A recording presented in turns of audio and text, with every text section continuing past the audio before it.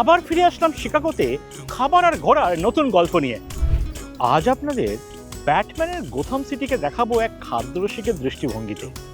নিয়ে যাব শিকাগোর বহু পুরনো কিছু লেজেন্ডারি রেস্টুরেন্টের খাবারের সঙ্গে পরিচয় করাতে। আর রয়েছে শিকাগোর কিছু দর্শনীয় স্থান। তাহলে শুরু করা যাক।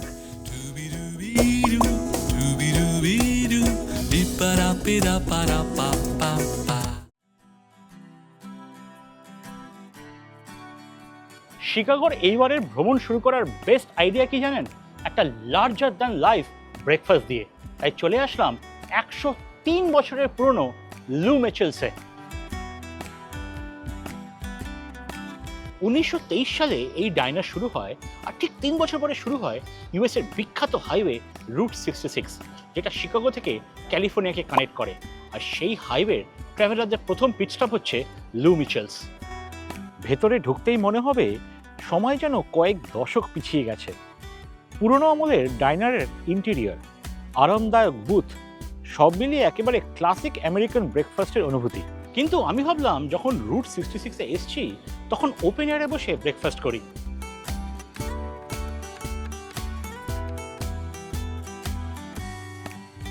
লু মিচেলসে ব্রেকফাস্ট করতে বসেই প্রথম চমক, এখানে অতিথিদের আপ্যায়ন করা হয় গরম গরম ডোনাট হোলস আর কমলালেবুর টুকরো দিয়ে।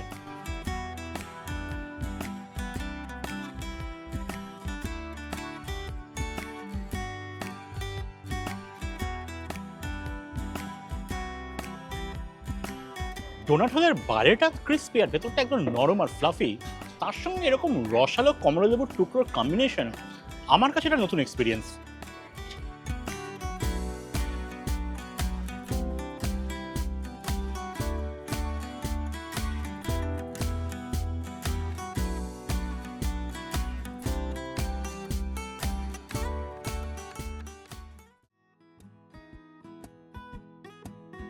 আজকের টেবিলের তারকা হচ্ছে ডেনভার অমলেট। এটা এখানকার ক্লাসিক অমলেট, আর দেখেই বোঝা যাচ্ছে এটা কতটা ফ্লাফি। তার সঙ্গে দেওয়া হয়েছে হ্যাশ ব্রাউন আর সাইডে একটা টোস্ট।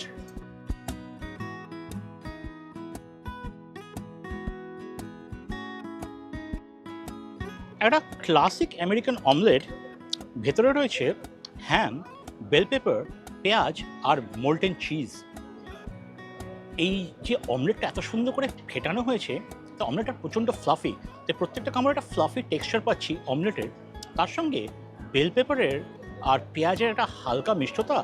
তবে গেম চেঞ্জার হচ্ছে হ্যামের যে স্মোকি আর নোনতার স্বাদটা, তার সঙ্গে চিজের ক্রিমি টেক্সচার, সব মিলিয়ে জবরদস্ত জবরদস্ত।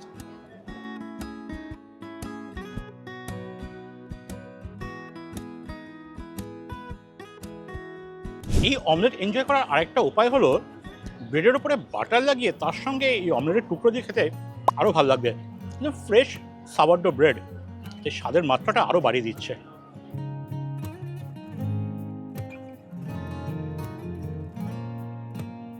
আর এত কিছুর মাঝে এর সঙ্গে যে হ্যাশ ব্রাউনটা আছে, ওটা কিন্তু খেতে একদম মিস করা যাবে না। তবে টেস্টটাকে একটু স্পাইক করার জন্য হট সস দেওয়াই যেতে পারে।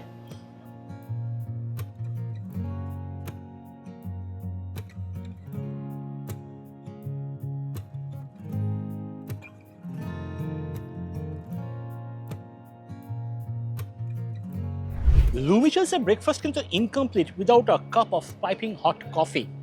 যখন এখানে টেবিলে গরম গরম ধোয়া ওঠা কফি সার্ভ করা হলো, চারিদিকে ফ্রেশ কফি বিনসের অ্যারোমা একদম মমো করছে।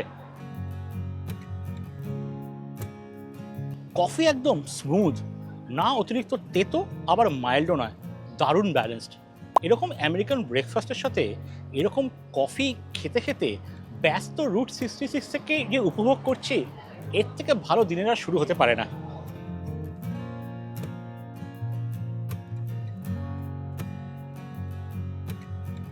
Welcome to downtown Chicago. এ এমন এক শহর যেখানে মাথা উঁচু করে আকাশ দেখা যায় না, কারণ চারদিকে রয়েছে উঁচু উঁচু স্কাইস্ক্র্যাপার, প্রচুর হেরিটেজ বিল্ডিং আর ব্যস্ত শহরের অসাধারণ ভাইবস। অনেকেই ইউএসএ নিউ ইয়র্ককে বলে স্কাইস্ক্র্যাপারের বার্থপ্লেস। আসলে শিকাগোর ডাউনটাউন মডার্ন স্কাইস্ক্র্যাপার বিল্ডিংয়ের রিভলিউশনের বার্থ প্লেস। 1871 সালে গ্রেট শিকাগো ফায়ারের পরে এই শহরটা নতুন করে রিবিল্ড করা হয়, আর তখনই এখানে শুরু হয় এই মডার্ন স্কাইস্ক্র্যাপারের রিভলিউশন।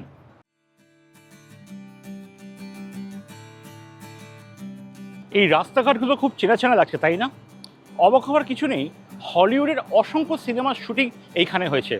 উল্লেখযোগ্যভাবে দ্য ডার্ক নাইটের গোথাম সিটির ম্যাক্সিমাম অংশ শিকাগো ডাউনটাউনে শ্যুট করা হয়েছে। ট্রান্সফরমার্সের দ্য ডার্ক অফ মুনের ব্যাটল অফ শিকাগোর অ্যাকশন সিকোয়েন্সগুলো এখানেই শ্যুট করা হয়েছে। তাই যখন শিকাগোর ডাউনটাউন দিয়ে হাঁটি মনে হয় যে পুরো মুভির সেট দিয়ে হাঁটছি।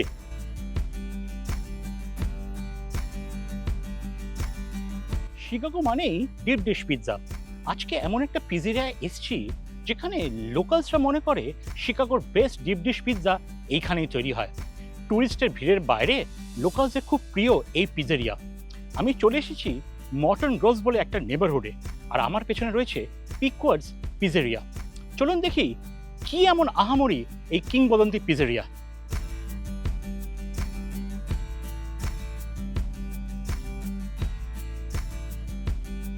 পিৎজারিয়াতে ঢোকার সাথে যেটা বুঝলাম, এর ইন্টেরিয়ার হচ্ছে ওল্ড ওয়ার্ল্ড উডেন কেবিন স্টাইলে, আর ভেতরে পিৎজা মেকিংয়ের গন্ধ খিদে আরও বাড়িয়ে দিচ্ছে।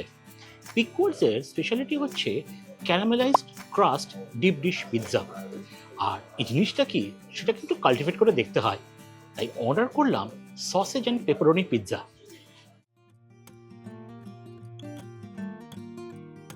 প্রায় 8 ঘন্টার অপেক্ষার পরে টেবিলে চলে আসলো ডিপ ডিশ পিৎজা।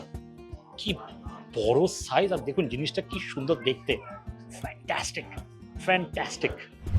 গরম গরম পিৎজার প্রথম স্লাইসটা কাটতেই দেখুন কি অসাধারণ চিজ পুল। গলতে থাকা মজরেলা চিজ যেন শেষ হতেই চাইছে না। দেখেছেন কিরকম চিজি, আর পুরো উপরে মাংসর লেয়ার, মানে সসেজ আর পেপারনি একদম ঠাসা। Fantastic fantastic. এর আগেও আমি ডিপ ডিশ পিৎজা খেয়েছি শিকাগোতেই, তবে এইরকম কিন্তু টেক্সচার দেখিনি। সত্যি খিদে বেড়ে যাচ্ছে, ট্রাই করতেই হবে এবার।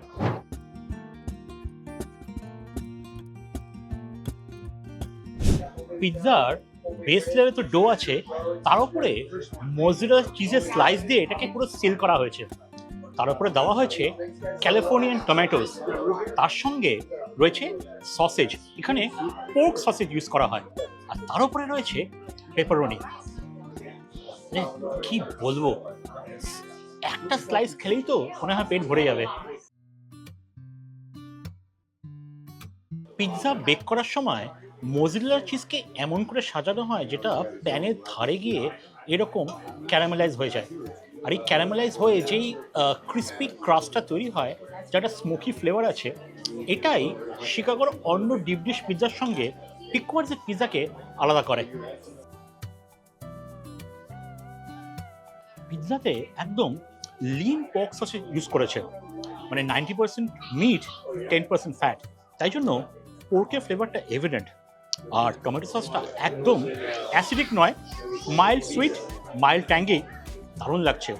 আর তার উপরে একটু পারমেজান চিজ ছড়িয়ে নিলে স্বাদটা আরও খুলে যাচ্ছে। আর পেপারিন ফ্লেভার নিয়ে তো কোনো কথা হবে না, অসাধারণ এক্সপিরিয়েন্স।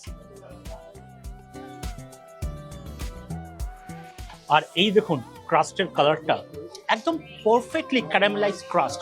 কিছু সেকেন্ডের পার্থক্যের জন্য এরকম ক্রাস্ট বার্ন ক্রাস্ট আর ক্যারামেলাইজ ক্রাস্টের পার্থক্য এনে দেয়।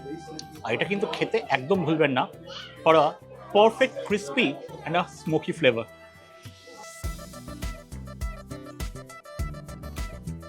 সবশেষে পিৎজার ডোকে অ্যাপ্রিসিয়েট না করলে এই ডিপ ডিশ পিৎজার গল্পটা অসম্পূর্ণ রয়ে যাবে। Such a perfectly baked dough, একদম ফ্লাফি, বিলোই আর সফট। 1970 সালে শুরু হওয়া পিকওয়ার্ডস পিৎজার অ্যাকচুয়ালি দুটো আউটলেট আছে। আমি রয়েছি অরিজিনাল আউটলেট, যেটা মর্টন গ্রোভসে আছে, তবে এটা শিকাগোর ডাউনটাউন থেকে বেশ দূর। শিকাগোর ডাউনটাউনেও লিঙ্কন পার্কের কাছে আরেকটা ব্রাঞ্চ আছে, যেখানে ইচ্ছে সেখানে চলে যাবে।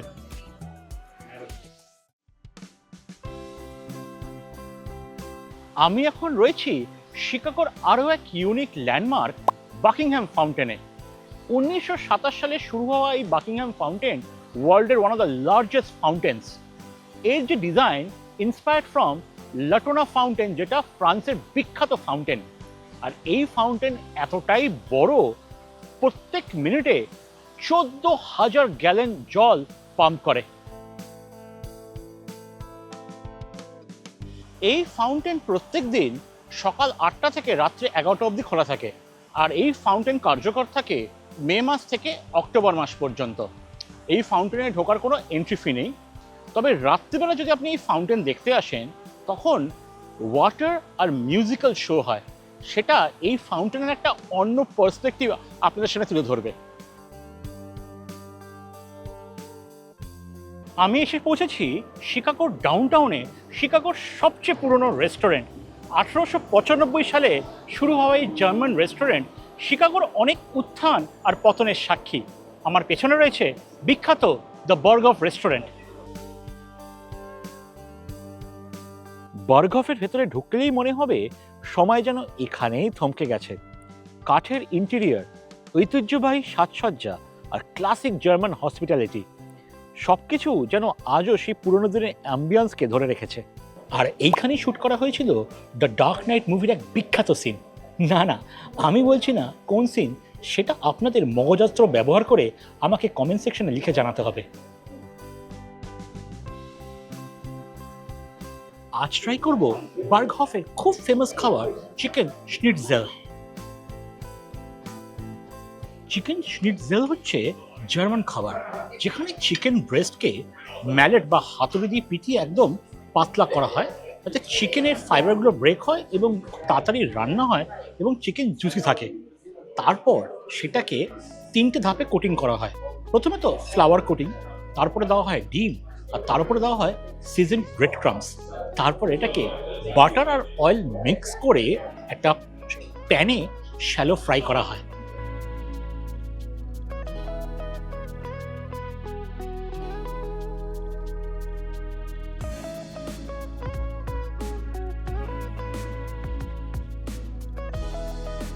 একটা অথেন্টিক চিকেন স্নিটজেলের পরিচয় হলো ভেতরে চিকেন একদম জুসি থাকবে আর বাইরের ব্রেড ক্রাম্বসের কোটিংটা একদম ক্রিস্পি থাকবে। এখানেও এক্স্যাক্টলি তাই।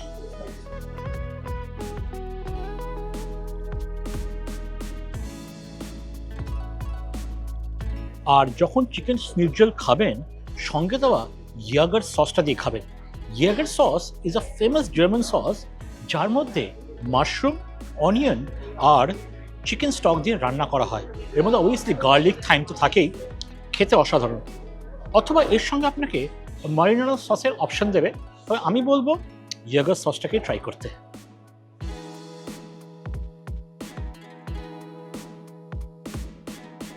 চিকেন স্নিটজেলের বেসে রয়েছে স্প্যাটজেল, যেটা হলো জার্মানির কমফর্ট ফুড। দেখতে অনেকটা ছোট ছোট পাস্তার মতো, তবে এটা হলো সফট এগ ডাম্পলিং। স্প্যাটজেল তৈরি হয় ডিম, দুধ, ময়দা আর সল্টের মিশ্রণে। তারপর সেটাকে একটা স্পেশাল ছাঁকনির মাধ্যমে বয়লিং ওয়াটারে ফেলা হয়। তাতে কি হয়, ডিমটা রান্না হয়ে গিয়ে উপরে ভেসে ওঠে। তারপর সেটাকে ছেঁকে বাটারে টস করে সার্ভ করা হয়।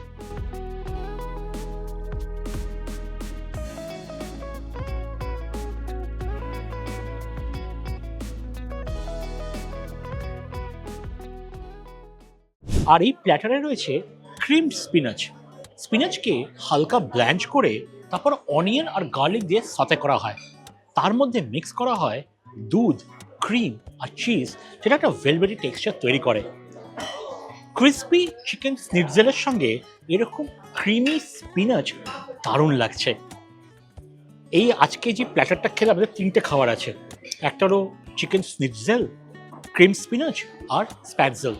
এই 3টে খাবার একটা অসাধারণ কম্বিনেশন। এতেই বোঝায় কেন 131 বছর ধরে এই রেস্টুরেন্ট এত বিখ্যাত।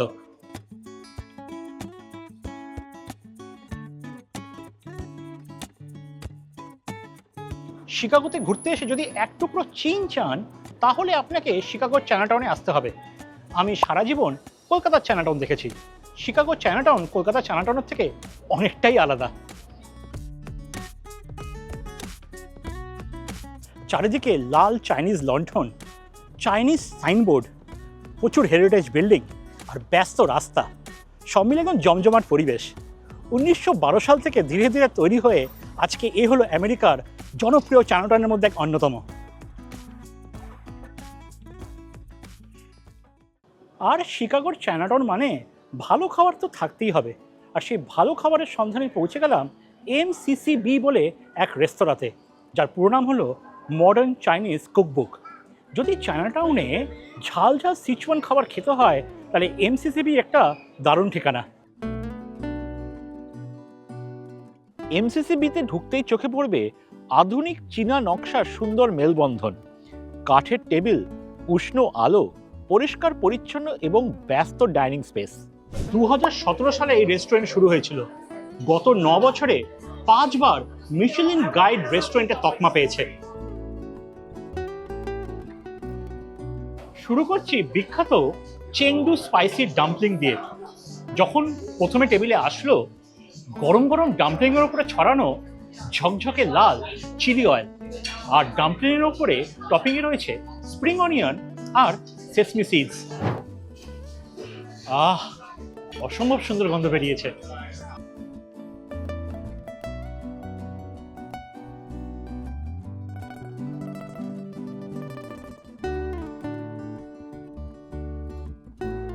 ডাম্পলিং এর স্কিন একদম পেপার থিন, আর ফিলিংয়ে রয়েছে মিন্সড পর্কের ফিলিং। মিন্সড পর্কে রান্না করা হয়েছে আদা আর পেঁয়াজের পেস্ট দিয়ে, তাই পর্কের ফ্লেভারের সাথে আদার হালকা ঝাঁঝ আর পেঁয়াজের মিষ্টতা সব মিলিয়ে একটা দারুণ একটা ফ্লেভার ব্যালেন্স করেছে। একটা উমামি ফ্লেভার তো আছেই, আর এর ওপরে যে এই চিলি অয়েলের হালকা ঝালটা দারুণ লাগছে। তবে একটাই আফসোস, ডাম্পলিংয়ের ভেতরে ফিলিংয়ের কোয়ান্টিটিটা এতটাই কম, মানে মুখে গিয়ে না এই র্যাপারের ফ্লেভারটাই বেশি প্রমিনেন্ট হচ্ছে। টেবিলের পরবর্তী খাবার হচ্ছে ড্রাই চিলি চিকেন। কলকাতার চায়নাটাউনে যেরকম চিলি চিকেন খেয়ে আমরা অভ্যস্ত, এখানে অনেকটাই আলাদা। প্রথম নজরে যেটা বুঝতে পারলাম এটা হচ্ছে লাল শুকনো লঙ্কার মাঝখানে লুকিয়ে আছে সোনালি রঙের চিকেনের টুকরো।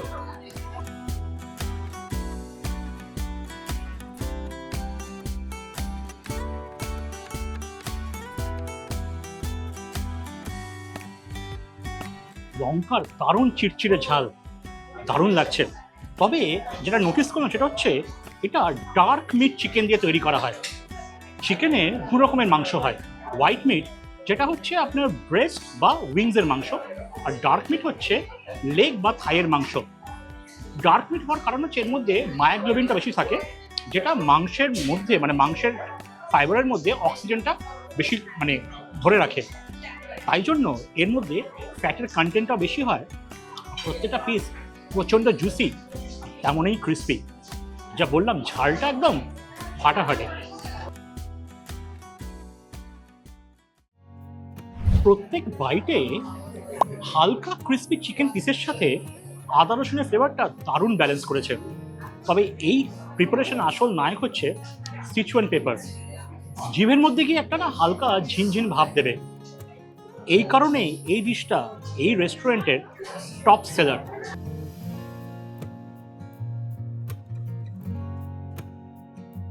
এইবার মেন কোর্সের পালা। টেবিলে রয়েছে jumbo shrimp fried rice. First ইমপ্রেশনে বেশ ভালো পরিমাণে ফ্রাইড রাইস আছে, তার সঙ্গে বেশ কয়েকটা জাম্বো প্রনের টুকরো। ফ্রাইড রাইস যখন হাই ফ্লেমে অ্যাগ্রেসিভলি টস করা হয় তখন কি হয়, যদি আনাড়ি হাত হয় না তাহলে ফ্রাইড রাইসের দানাগুলো ভেঙে যাবে। এক্সপার্টিস হচ্ছে তারপরেও মানে অ্যাগ্রেসিভলি টস করার পরেও ফ্রাইড রাইসের দানাগুলো মানে চালের দানাগুলো ইনট্যাক্ট থাকবে, যেমন এইখানে।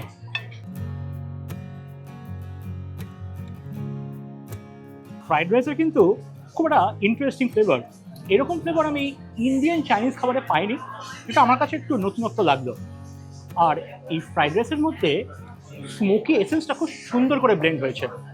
স্মোকি এসেন্সের টেকনিক্যাল টার্ম হচ্ছে ওখে। ওখে হলো যখন কমার্শিয়াল হাই ফ্লেমে লোহার কড়াইতে খাবার যখন রান্না করা হয় তখন খাবারের অ্যামিনো অ্যাসিড আর সুগার মিক্স হয়ে একটা কেমিক্যাল রিয়াকশন হয়।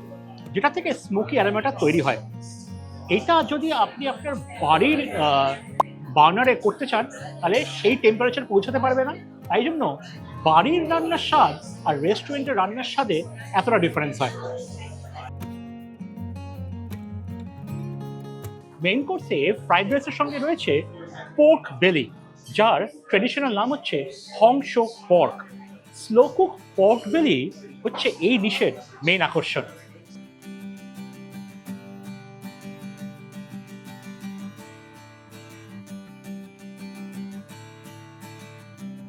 দীর্ঘ সময় ধরে পোর্ক বেলিকে ব্রেস করার জন্য মাংস এতটাই নরম হয়ে গেছে যে মুখে দেওয়ার সাথে একদম মিলিয়ে যাচ্ছে।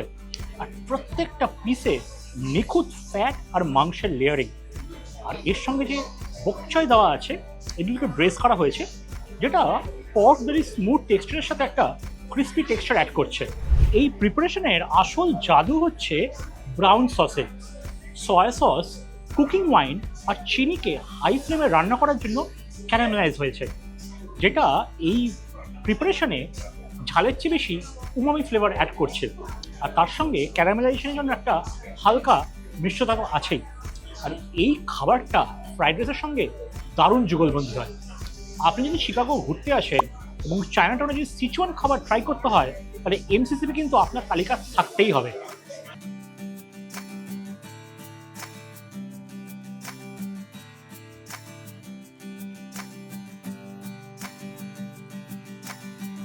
আমি এখন রয়েছি শিকাগোর ওল্ড টাউনের এক নেবারহুডে, আর এখানে রয়েছে টুইন অ্যাঙ্কার্স বলে এক ট্যাভার্ন।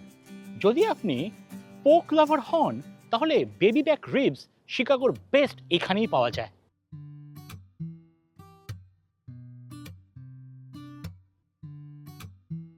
টুইন অ্যাঙ্কার্সের যাত্রা শুরু হয় 1932 সালে। এখানেও প্রচুর হলিউডের তারকা খেতে এসছে, আর এখানেও ডার্ক নাইটের একটা সিন শ্যুট হয়েছিল। কোন সিনটা সেটা আপনাদের বার করতে হবে, আর জানতে পারলে কমেন্ট সেকশনে জানাবেন।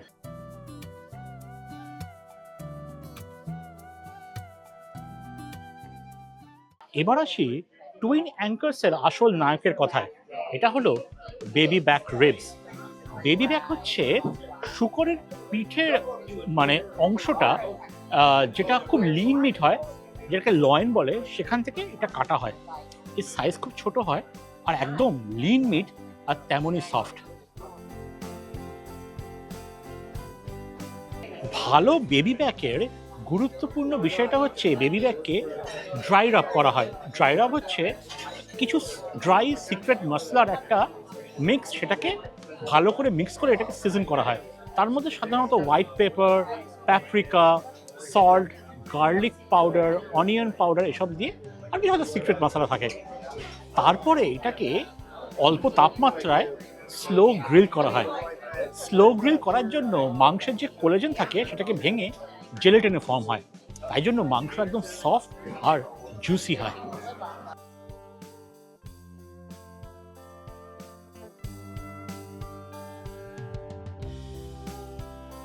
টুইন অ্যাঙ্কেলসের বেবি ব্যাক যখন সার্ভ করে এর সঙ্গে সার্ভ করা হয় জেস্টি বারবিকিউ সস। এটাও কিন্তু একটা আকর্ষণ, কারণ এই সসের ফ্লেভারে রয়েছে টমেটোর রিচনেস, ভিনিগারের ট্যাং আর সুগারের ক্যারামেলাইজেশন, যেটা বেবি ব্যাকসের স্মোকি ফ্লেভারটাকে আরও এনহ্যান্স করে, কিন্তু পোর্কের ফ্লেভারটাকে কিন্তু সারপ্রেস করবে না। বেবি ব্যাকস এত ভালো গ্রিল হয়েছে যে ওপরে গ্রিলের মার্কস দেখে বোঝা যাচ্ছে এটা কি সুন্দর করে পারফেক্টলি গ্রিল করা হয়েছে। আর meat is literally falling off the bone. আর এর উপরে যে সসটা দেওয়া হয়েছে ওটা স্বাদের মাত্রাটা না অন্য লেভেলে বাড়িয়ে দিয়েছে। মাংসেটা স্মোকি ফ্লেভারটা আছে, তার সঙ্গে সসের যে ট্যাং, সুইটনেস আর caramelisation, amazing experience. No wonder it's one of the best in Chicago.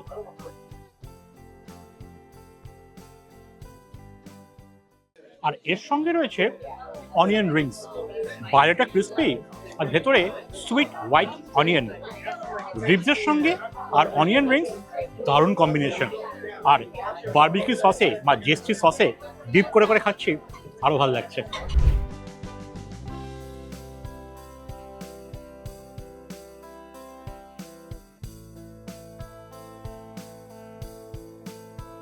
Chicago ডাউনটাউনে হাঁটতে হাঁটতে এমন এক জায়গায় পৌঁছে গেছি যেখান থেকে পাখির চোখে সম্পূর্ণ শিকাগোকে দেখা যায়।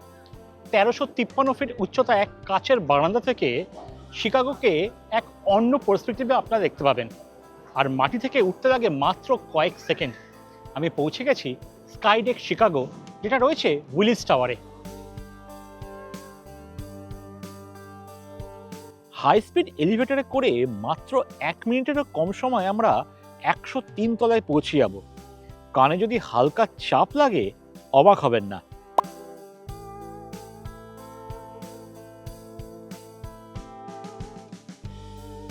ওয়াও, এখান থেকে যেরকম ভিউ পাওয়া যাচ্ছে ভাষায় প্রকাশ করা সম্ভব না। দূর দূর অবধি স্কাই স্ক্র্যাপার্স দেখা যাচ্ছে আর নিচে ছোট ছোট গাড়ি আর ট্রেন, অসম্ভব সুন্দর। আর পরিষ্কার দিনে এখানে দেখা যায় নেবারিং স্টেটস যেরকম ইন্ডিয়ানা, উইসকনসিন আর মিশিগানের কিছু অংশ। আর যেই লেক মিশিগানের নীল জল অসম্ভব সুন্দর লাগছে।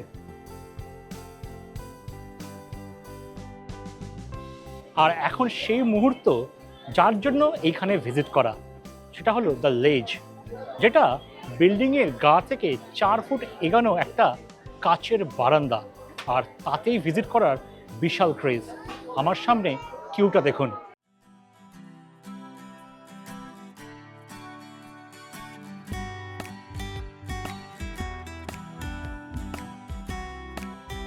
এই সেই বিখ্যাত লেজ। আমার আর 1353 ফিট নিচে শহরের মাঝখানে রয়েছে মাত্র 2.5 ইঞ্চির পুরো একটা গ্লাস। তবে ভয়ের কিছু নেই, ইটস টাফ এনাফ। তবে যদি ভার্টিগো থাকে তাহলে কিন্তু মাথা ঘুরিয়ে যেতে বাধ্য। আর যদি ভার্টিগো নাও থাকে, প্রথমে একটু ভয় লাগবে, তারপরে সেটা রোমাঞ্চে বদলে যাবে। কিন্তু যদি শিকাগো আসেন, এইটা কিন্তু মিস করবেন না। It's one of its kind experience, যেটা দুনিয়ার খুব কম জায়গাতেই আছে। তবে এই এক্সপিরিয়েন্সের জন্য কিন্তু মূল্য দিতে হয়। যদি 12 বছরের ওপরে হন তাহলে টিকিটের দাম পড়বে $37। আর যদি 3 বছরের ওপরে হন তাহলে টিকিটের দাম পড়বে $27। কিন্তু মিস করবেন না যদি শিকাগোতে আসেন।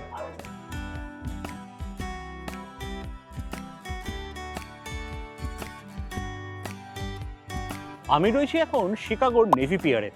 আজকে 4th অফ জুলাই, যেটা আমেরিকান ইন্ডিপেন্ডেন্স ডে। 2026 সালে দাঁড়িয়ে এটা হলো 250th ইন্ডিপেন্ডেন্স ডে। আর আজকের দিনে নেভি পিয়ার থেকে অসাধারণ ফায়ারওয়ার্কসের ডিসপ্লে হয়, সেটাই দেখার জন্য এখানে আসা। তবে একটাই স্পয়েল স্পট হচ্ছে ওয়েদার। প্রচণ্ড বৃষ্টি হয়েছে, কিন্তু মানুষের এনথুজিয়াজমে কোনো রকম খামতি নেই। প্রচুর ভিড়, প্রচুর লোকজন। এই নেভি পিয়ারেরও খুব ইন্টারেস্টিং হিস্ট্রি। 1912 সালে নেভি পিয়ার তৈরি হয়। তখন এর নাম ছিল মিউনিসিপ্যাল পিয়ার নাম্বার 2। তখন এর কাজ ছিল ওই কার্গো শিপ বা মালবাহী জাহাজ এখানে থামতো, আর কিছু ওই এন্টারটেনমেন্ট হতো, মানে নাবিকদের এন্টারটেনমেন্ট। কিন্তু ওয়ার্ল্ড ওয়ার 2 এর সময় এইখানে ইউএস নেভির ট্রেনিং সেন্টার বসে, আর তাই থেকে নাম হয়ে যায় নেভি পিয়ার। নেভি পিয়ারে বছরে লাখ লাখ টুরিস্ট আসে। তবে 4th অফ জুলাইটা বেশি স্পেশাল, কারণ এখানে ফায়ারওয়ার্কস দেখার জন্য ম্যাক্সিমাম টুরিস্ট আসে। আর আজকের দিনে প্রচুর এন্টারটেনমেন্ট এখানে, ক্যাফেজ, রেস্টুরেন্ট, পাবস, মানে বিনোদনের কোনো রকম অভাব নেই। যদি সেটা সারা বছর থাকে, যেটা বললাম আজকের দিনটা বেশি স্পেশাল। তাছাড়া সামারের সময় প্রত্যেক বুধবার আর শনিবার নেভি পিয়ার থেকে ফায়ারওয়ার্কস দেখা যায়। তবে 250th ইন্ডিপেন্ডেন্স ডে উপলক্ষে নেভি পিয়ার থেকে করা হয়েছে হিস্ট্রির, মানে নেভি পিয়ারের হিস্ট্রির সবচেয়ে বড় আর দীর্ঘ সময় ধরে চলা ফায়ারওয়ার্কস সেলিব্রেশন। ওটা দেখার জন্য সবাই একদম এক্সাইটেড। খারাপ ওয়েদার আর ঘন কুয়াশার জন্য সেদিনের ফায়ারওয়ার্কসের ছবি তোলা সম্ভব হয়নি। তাই আপনাদের সঙ্গে এই জায়গায় তোলা অন্য দিনের ফায়ারওয়ার্কসের কিছু ড্রোন শটস শেয়ার করলাম। তা না হলে আজকের গল্প অসম্পূর্ণ রয়ে যেত।